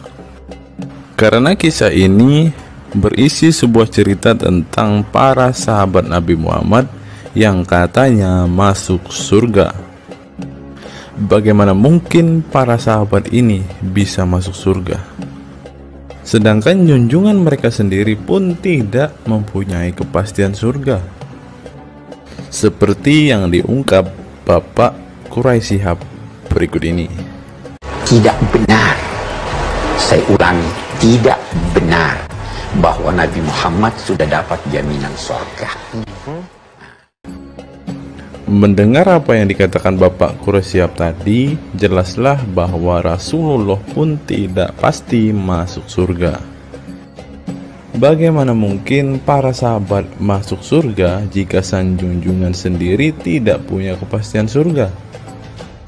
Memang sedikit aneh sih teman-teman. Nabi tidak pasti masuk surga, tapi para sahabat masuk surga. Mungkinkah para sahabat lebih baik dari sang Nabi? Untuk itu, mari kita simak kisah para sahabat Nabi berikut ini dan temukan alasan mengapa mereka bisa masuk surga. Kisah sahabat Nabi Muhammad SAW yang dijamin masuk surga oleh Allah SWT. Semua manusia pasti menginginkan masuk surga Allah SWT, namun tidak semua jiwa bisa masuk surga. Ada banyak tantangan dan perjalanan yang sangat panjang yang harus dihadapi umat Islam hingga mendapat kesempatan ala SWT untuk masuk surga. Itu juga belum tentu langsung masuk surga. Mungkin harus ke neraka untuk menghapus dosa-dosa terlebih dahulu. Meski demikian, kita bisa belajar dari kisah sahabat Nabi Muhammad SAW yang dijamin masuk surga Allah. Mereka tidak begitu saja mendapat tempat yang keindahannya kekal abadi. Berbagai ujian keimanan dan fisik dalam mengarungi kehidupan mereka di jalan Allah SWT. Siapa sajakah sahabat Nabi SAW yang dijamin masuk surga? Simak selengkapnya dalam ulasan berikut ini. Kisah sahabat Nabi Muhammad SAW yang dijamin masuk surga. Dalam sebuah hadis terdapat 10 sahabat Nabi SAW yang masuk surga. Hadis tersebut berasal dari Abdurrahman bin Auf radhiyallahu anhu. Ia berkata, Rasulullah Shallallahu alaihi wasallam bersabda. Adapun kisah 10 sahabat Nabi yang dijamin masuk surga yang dikutip dari buku biografi 10 sahabat Nabi yang dijamin masuk surga karya Sujai Fadil 2020. Yang pertama, Abu Bakar As-Siddiq. Abu Bakar As-Siddiq dikenal sebagai manusia terbaik setelah Nabi Muhammad SAW. Beliaulah orang pertama yang beriman kepada Nabi SAW, menemaninya dan membenarkan perkataannya. Ketika Nabi Muhammad SAW meninggal dunia, beliaulah yang dipilih menjadi imam dan melanjutkan kepemimpinan sebagai khalifah. Yang kedua, Umar bin Khattab. Sahabat Nabi Muhammad SAW selanjutnya yang dijamin masuk surga adalah Umar bin Khattab. Dedikasi beliau kepada agama Islam sangatlah besar. Walaupun sebelum ia memutuskan untuk beriman kepada Nabi Muhammad SAW, ia ingin membunuhnya. Setelah masuk agama Islam, Umar bin Khattab menjadi orang yang paling berani dan mendapat gelar Al-Furuq yang memiliki arti pembeda antara yang benar dan yang salah. Yang ketiga, Utsman bin Affan. Utsman bin Affan merupakan saudagar kaya raya, namun kekayaan tersebut tidak membuatnya sombong, namun kebalikannya. Utsman menggunakan hartanya untuk zakat, sedekah, dan infak. Setelah meninggalnya Umar bin Khattab, beliau melanjutkan kepemimpinannya dan juga melanjutkan tugas untuk menyusun mushaf Al-Quran. Yang keempat, Ali bin Abi Thalib. Ali bin Abi Thalib merupakan sepupu dari Nabi Muhammad SAW, sehingga beliau banyak belajar Islam dari usianya sejak kecil. Ali bin Abi Thalib pernah ditinggal Nabi Muhammad SAW saat perang Tabuk untuk menjaga para wanita dan anak-anak. Setelah meninggalnya Utsman bin Affan, beliau meneruskan kepemimpinannya. Namun di masa kepemimpinannya banyak sekali pertentangan dan perpecahan kelompok dengan pemikiran masing-masing. Talhah bin Ubaidillah. Meski tak seterkenal para khulafaur rasyidin, namun beliau merupakan sosok perlindung bagi Nabi Muhammad dalam perang Uhud dengan menangkis anak panah dengan tangannya hingga kehilangan jari-jarinya. Selain itu, Talib bin Ubaidillah disanjung karena kebaikan hati dan sedekah beliau. Yang keenam, Zubair bin Awam. Zubair bin Awam merupakan orang pertama yang berani mencabut pedangnya di jalan Allah SWT saat ia menduga ada orang musyrik yang sewenang-wenang kepada Nabi Muhammad SWT. Perjuangannya untuk masuk ke Islam tidaklah mudah. Beliau sempat disiksa oleh pamannya sendiri agar tidak mengikut Nabi Muhammad SAW. Yang ketujuh, Abdurrahman bin Auf.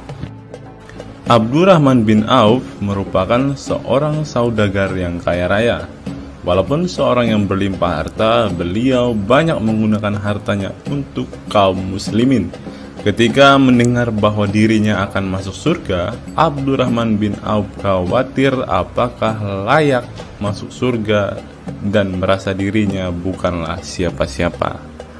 Yang kedelapan, Sa'ad bin Abi Waqqas. Sa'ad bin Abi Waqqas merupakan paman Nabi Muhammad SAW dari ibunya. Ketika mendengar Islam di Mekah, Sa'ad langsung menghampiri Nabi Muhammad SAW untuk beriman kepada Allah SWT dan Rasulnya. Sa'ad bin Abi Waqqas merupakan orang pertama yang meletakkan anak panah di jalan Allah SWT.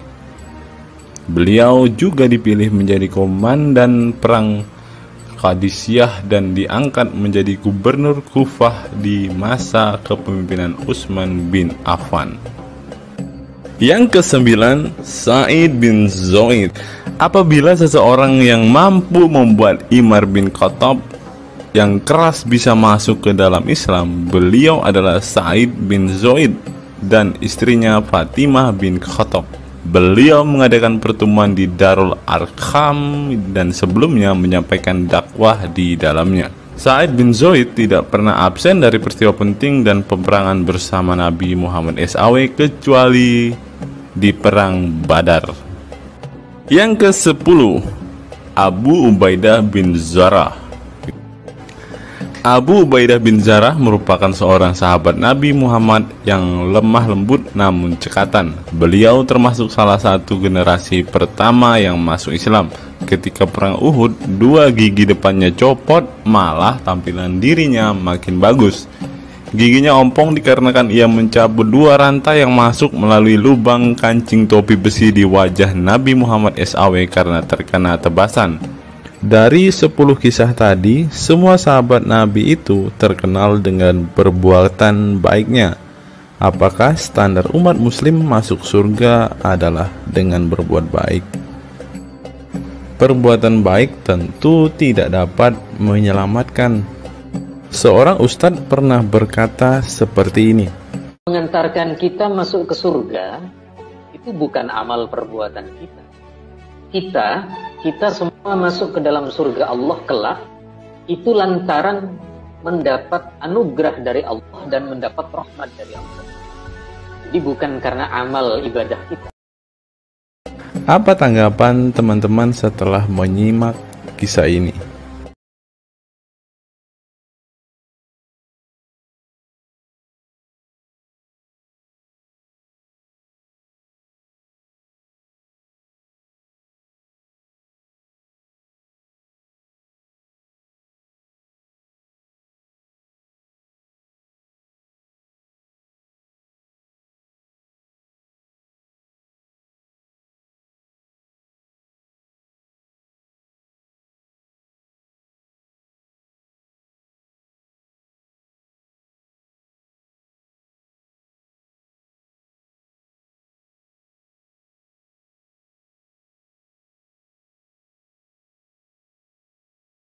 Saya teringat dengan satu perkataan seorang ustadz, teman-teman. Ustadz ini mengatakan bahwa memang benar saudara-saudara muslim kita itu hanya suka membaca Al-Quran, suka berbahasa Arab, tetapi pada kenyataannya mereka ini, teman-teman, ternyata adalah orang-orang yang tidak paham sama sekali dengan apa yang mereka baca, teman-teman.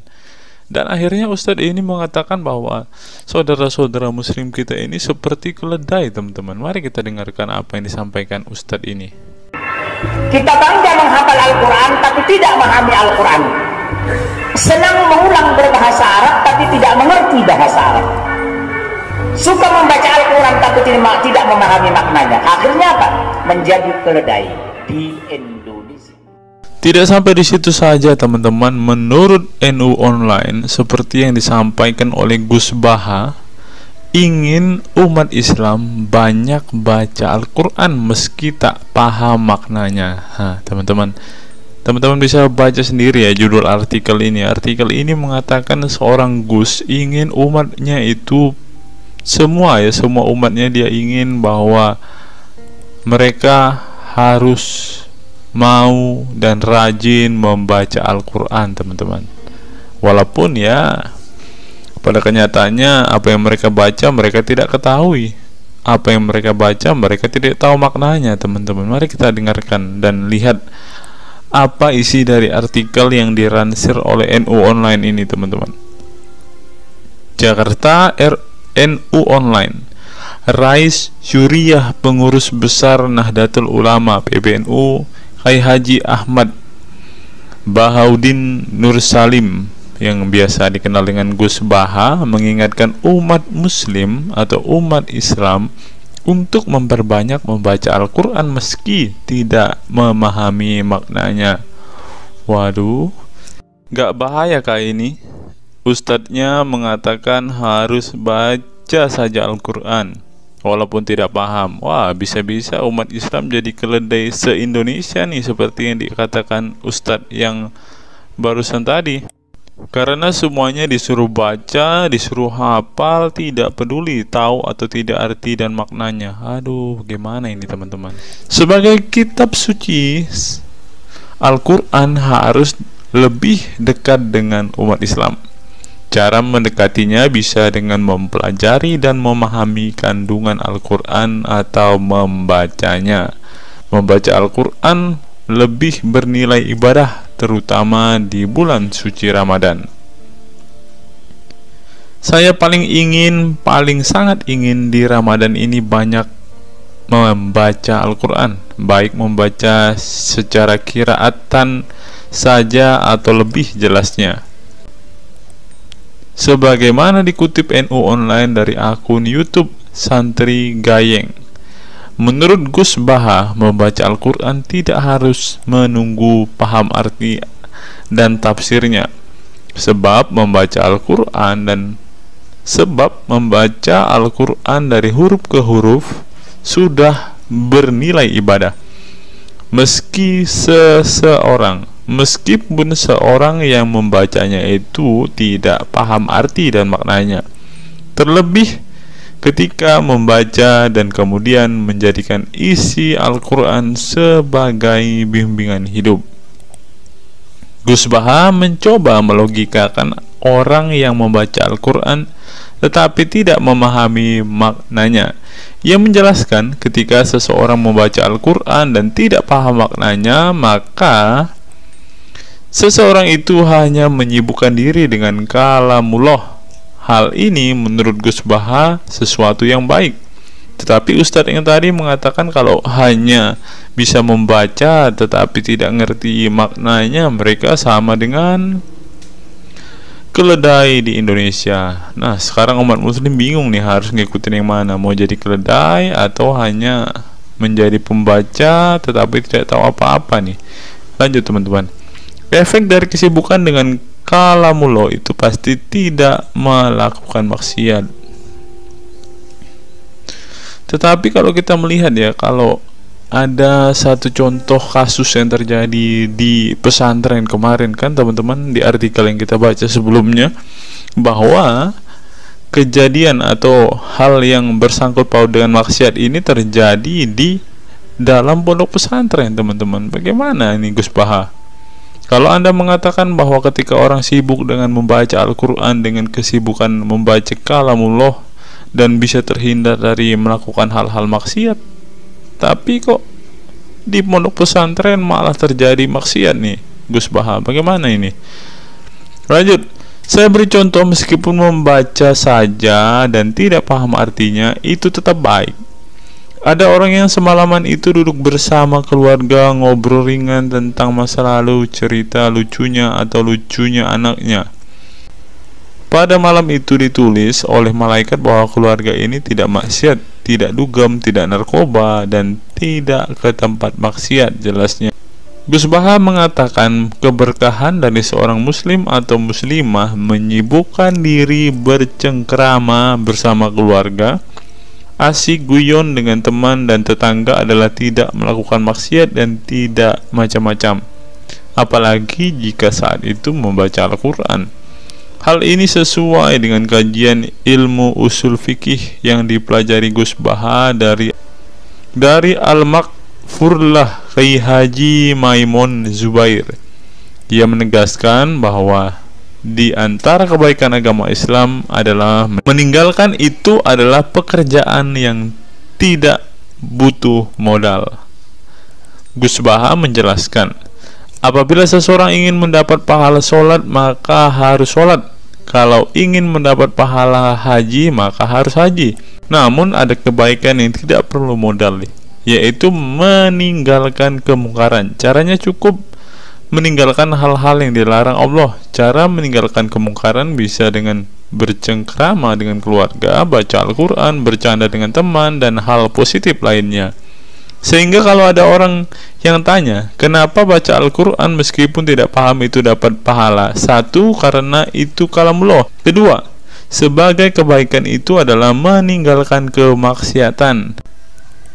Meninggalkan itu bisa dilakukan dengan hal-hal mudah.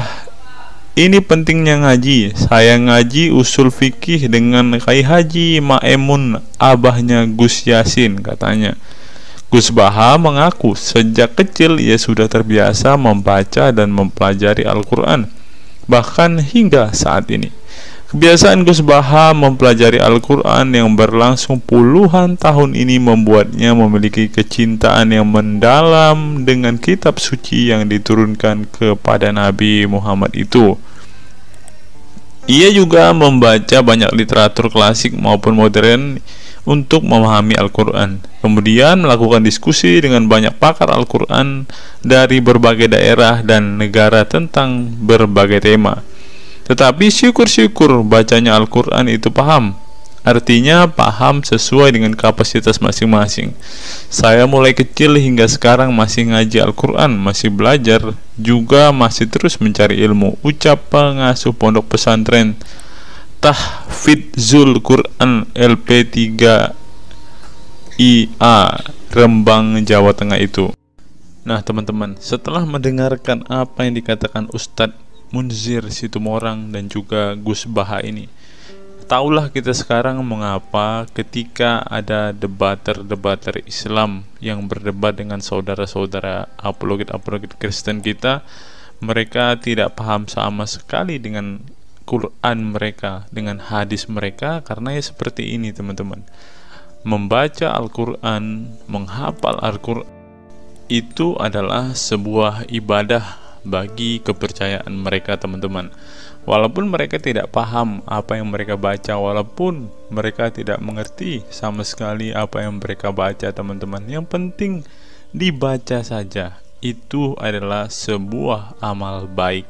Nah teman-teman, kita belajar bahwa ketika apologet Kristen berdebat dengan para apologet Islam atau dengan para polemikus Muslim, inilah yang terjadi teman-teman. Mereka tidak paham sama sekali ketika mereka ditanya isi hadis dan Qur'annya. Karena pada intinya atau pada kenyataannya, seperti pengakuan dua ustadz ini tadi, bahwa memang benar umat muslim itu hanya senang membaca, hanya suka membaca, hanya suka mengimani, tetapi tidak paham sama sekali dengan apa yang mereka baca dan imani teman-teman. Sebagai contoh teman-teman, kita kalau melihat perdebatan antara Gurunda Zuma dengan apologet Kristen ya, ketika Zuma ditanyakan ayat-ayat Al-Quran atau hadis-hadisnya, Zuma pasti tidak pernah menjelaskan ayat dan hadis itu teman-teman. Alasannya ya kita tahu ya, sekarang ternyata memang Zuma pun ternyata hanya hafal, hanya suka membaca, tetapi tidak paham dan tidak mengerti sama sekali dengan apa yang mereka baca dan hafalkan teman-teman. Ya, jadi kita bisa ambil kesimpulan bahwa orang-orang model seperti ini sama seperti keledai di Indonesia, seperti yang diungkapkan oleh Ustadz Munzir Situmorang tadi teman-teman.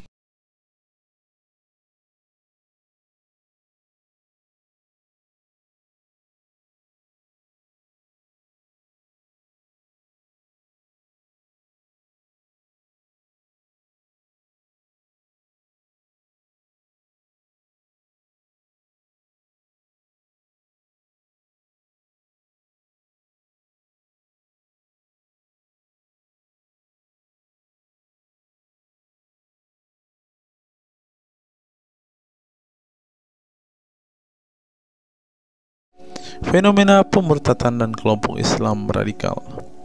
Sejumlah sarjana Islam mengemukakan hukuman seorang murtad adalah hak prerogatif Tuhan, bukan wewenang manusia. Masalah pemurtadan selalu menjadi isu penting dalam sejarah wacana keislaman. Dalam Islam, tindakan atau sikap seseorang muslim meninggalkan agama Islam, baik dengan perkataan maupun dengan perbuatan, disebut dengan ridah atau irtidad dalam bahasa Arab. Dan orang muslim yang melakukan tindakan ini disebut murtad. Nah, seperti yang dikatakan oleh Yakut tadi teman-teman, dengan mengatakan toa itu seperti gonggongan anjing, dia sudah murtad teman-teman. Itulah sebabnya saudara-saudara muslim menganjurkan dia untuk istighfar dan mengucapkan 2 kalimat syahadat kembali. Lanjut. Seorang dikatakan murtad belum tentu mereka pindah atau konversi ke agama baru. Bisa juga mereka kemudian memilih untuk tidak beragama, menjadi sekuler, ateis, agnostik, dan lain sebagainya. Masalah pemurtadan ini bukan hanya diskursus dan fenomena eksklusif dalam Islam saja, tetapi juga dalam agama-agama lain ya. Ada banyak pendapat di kalangan sarjana muslim tentang status ridah dan bagaimana seharusnya memperlakukan seorang murtad. Ada yang berpendapat ridah adalah masalah kepolitikan, bukan masalah teologi keagamaan, sehingga orang yang keluar dari Islam murtad tidak perlu dikenai hukuman apapun, termasuk hukuman pembunuhan. Karena itu akan bertentangan dengan doktrin Islam dan Al-Quran yang menggaransi kebebasan bagi seseorang untuk beriman dan beragama atau tidak beriman dan tidak beragama. Bagi mereka, sejarah hukuman pembunuhan bagi orang-orang yang keluar dari Islam lebih mengacu pada fenomena dan alasan sosial politik belaka. Dengan kata lain, kata murtad bagi mereka mengacu pada pengertian pembangkangan politik ketimbang pemberontakan teologis. Tak ada konsensus mengenainya. Tetapi ada pula yang berargumen bahwa masalah pemurtadan adalah masalah teologi keagamaan, sehingga orang yang mendeklarasikan diri keluar dari Islam harus dihukum bunuh seperti yang dipraktikkan oleh generasi Islam pasca wafatnya Nabi Muhammad. Menariknya, sejumlah sarjana Islam terkemuka, baik klasik maupun kontemporer, baik Sunni maupun Syiah, sebut saja seperti Muhammad bin Ahmad al-Saraki, Abu al-Walid al-Baji, Ibrahim al-Naqi, Ibnu al-Human, Buharuddin al-Mahinani hingga Ali Goma, Husin Ali Mutazir, Zafir Ahmad Gamidi, dan Torik Ramadan menyatakan tidak ada konsensus daripada ulama tentang hukuman bunuh bagi seorang murtad. Mereka juga menegaskan bahwa hukuman seorang murtad adalah hak prerogatif Tuhan, bukan wewenang manusia. Nah, sekarang kalau kita melihat, ada seorang ustadz mengatakan, siapa namanya itu, Abdul Somad bilang, bagi yang murtad darahnya halal. Nah, gimana ya dengan Abdul Somad ini, teman-teman?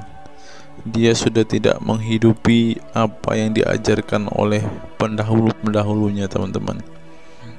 Lanjut, masalah sejarah dan fenomena pemurtadan dalam Islam ini dengan baik dikupas oleh Abdullah Said dalam Freedom of Religion, Apostasy and Islam, atau Taha Jabir Al-Wani dalam Apostasy in Islam, A Historical and Scriptural Analysis. Tulisanku ini tak bermaksud membahas secara lebih dalam dan detail tentang pemurtadan ini, tetapi ingin menyajikan sejumlah fenomena pemurtadan di kalangan masyarakat Islam kontemporer, di mana banyak orang-orang yang memilih keluar dari Islam bukan lantaran menghadapi peliknya masalah teologi keislaman misalnya, melainkan dikarenakan telah muak menyaksikan perilaku Islam itu sendiri, khususnya kalangan muslim ekstremis. Nah, ini juga yang buat saudara-saudara kita muslim murtad, teman-teman. Nggak tahu ya Abdul Somad termasuk orang yang Islam atau muslim yang ekstremis atau enggak ya, karena dia bilang siapa yang murtad darahnya halal. Bisa jadi Somad salah satu Islam ekstremis. Berikutnya, faktor trauma. Bagi kelompok Islam militan konservatif, pemurtadan adalah tindakan haram dan kaum murtad harus dibunuh. Tetapi mereka tidak menyadari bahwa banyak kaum Islam yang memilih menjadi murtad justru karena mereka trauma dengan perilaku brutal kelompok radikal Islam itu sendiri. Lihat misalnya penuturan sejumlah mantan muslim dalam buku Living Islam, Apostate Speak Out, yang diedit oleh Ibnu Warak, nama samaran seorang pensiunan Islam kelahiran Rajkot, India. Dalam buku yang sangat provokatif ini, sejumlah ex-muslim bersuara keras memberi kesaksian tentang kebobrokan perilaku kelompok muslim radikal di negara-negara yang mayoritas berpenduduk muslim seperti Pakistan, Bangladesh, Aljazair, Iran, Afghanistan, dan lain sebagainya.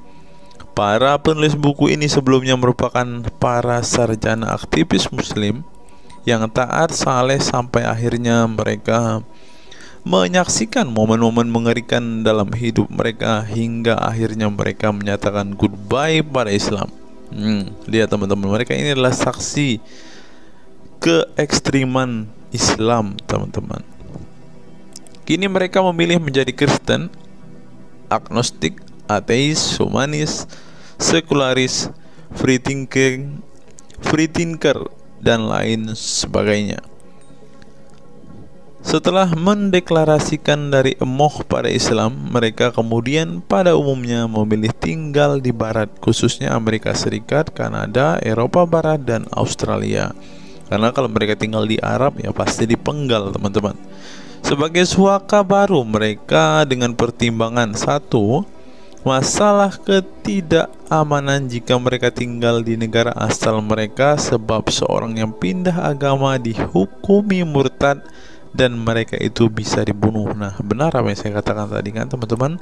Yang kedua, lantaran di barat ada jaminan soal kebebasan beragama. Nah, kalau di negara asal mereka hanya satu agama, teman-teman. Kalau mau meluk agama lain ya siap-siap dipenggal karena darahnya halal. Inilah ajaran Islam yang asli. Berikutnya, buku yang ditulis oleh kaum murtad ini penting untuk disimak sebagai kritik tajam atas tindakan radikalisme agama yang dilakukan oleh, meminjam istilah Muhammad Said Asmani, kelompok ekstrim yang sering menebarkan kekerasan dan kebencian dalam menyampaikan pesan-pesan keagamaan tanpa disadari bahwa perilaku sadis dan barbar mereka telah menyebabkan sebagian umat Islam frustasi dan kehilangan kepercayaan terhadap agama mereka, kemudian memilih hengkang dari Islam. Ini menunjukkan bahwa masalah pemurtadan atau proses konversi tidak semata-mata masalah teologi keagamaan, tetapi juga sosial, politik, dan ekonomi. Itulah yang dialami Ibnu Warraq, Ali Sina, Anwar Saik, Faisal Muhammad, Syarek Malik, Samia Libini, Abul Qasem, dan masih banyak lagi. Semula mereka adalah para pemeluk Islam saleh yang kemudian memilih keluar dari agama ini setelah mereka mengalami dan menyaksikan peristiwa tragis dalam sejarah hidup mereka. Simak misalnya penuturan Ali Sina dalam Why I Live Islam, My Passage from Faith to Enlightenment. Ali Sina yang masih keturunan Ayatollah Iran ini menuturkan pengalaman getir hidupnya menyaksikan serangkaian horor di negaranya Iran. Dia mengatakan sejak Ayatollah Khomeini berhasil menggulingkan diktator Shah Reza Pahlavi pada tahun 1979, segera ia mengganti ideologi sekuler negara dengan ideologi Islami yang tunduk sepenuhnya pada otoritas Khomeini. Masih menurut Ali Sina, alih-alih ingin menegakkan kedaulatan dalam praktiknya, yang terjadi justru penegak kedaulatan Khomeini, di mana melalui agen rahasianya yang bernama Saza Mene Ate Laat Fa Amniate Keskharar yang disingkat Sefak, dia dan para pendukungnya menghancurkan siapapun yang tidak mau tunduk pada otoritas politik keagamaannya, termasuk bekas sekutunya. Maka pada saat Imam Khomeini berkuasa, kata Sina, nyawa pun menjadi sangat murah. Ribuan orang Irak dibunuh sebagai efek perang teluk antara Iran-Irak. Ribuan pengikut Bahai Faith disiksa dengan tuduhan murtad, dan ribuan penduduk Iran yang menolak otoritas politik dan agama sang imam dipenjara. Nasib kaum perempuan lebih tragis lagi.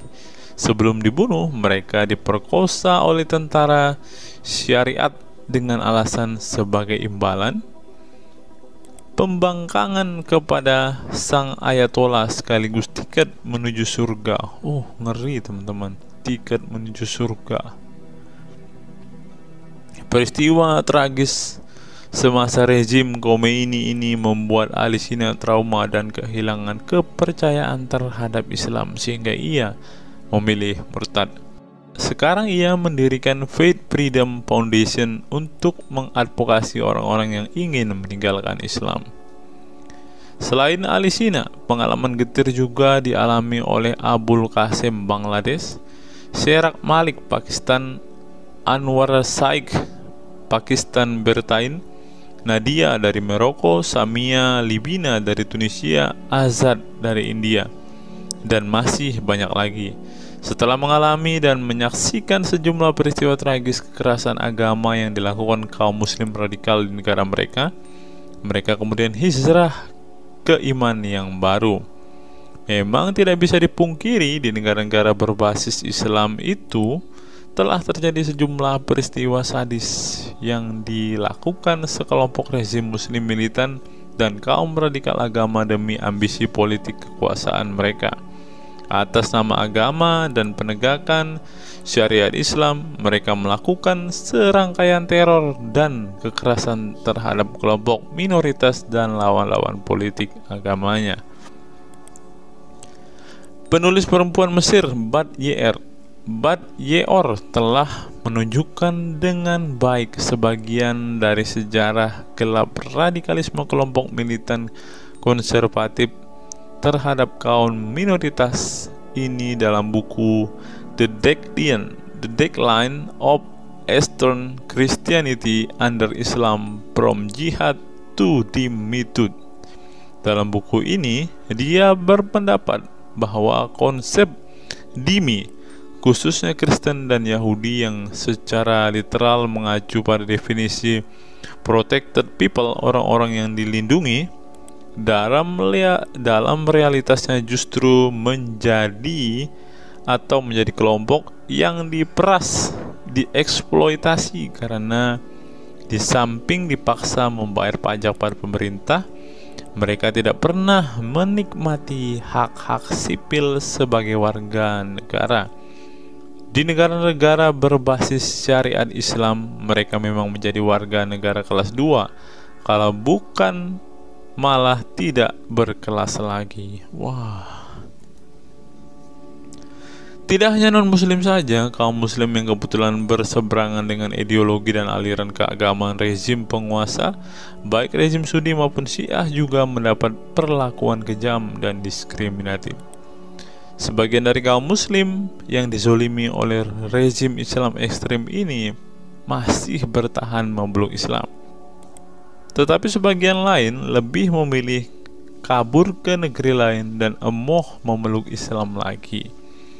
Ilustrasi di atas merupakan peringatan keras sekaligus memberi pelajaran berharga bagi umat Islam. Dengarnya saudara-saudara Islam, khususnya kelompok muslim militan konservatif yang selama ini getol berdakwah dengan cara-cara kekerasan dan intoleran.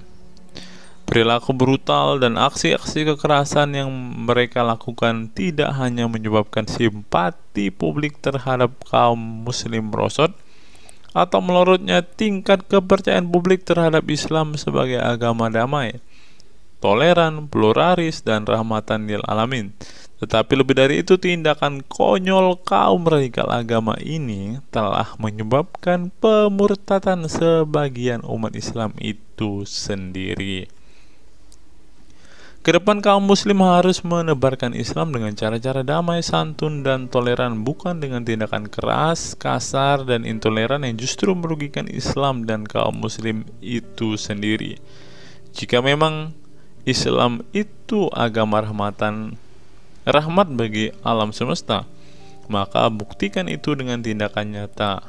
Wallahu alam bishawab. Nah, itulah fakta-fakta yang bisa saya sampaikan pada kesempatan hari ini, teman-teman. Kiranya fakta-fakta ini dapat membuat kita semua sebagai umat Kristen semakin bersemangat berdoa, terlebih memberitakan Injil kepada saudara-saudara muslim kita yang benar-benar rindu, yang benar-benar ingin dan haus mendengarkan kabar baik, teman-teman. Karena Alkitab memang mengatakan ada orang-orang yang hatinya sudah tertutup untuk Injil dan mereka tidak akan pernah mendengarkan kabar baik itu.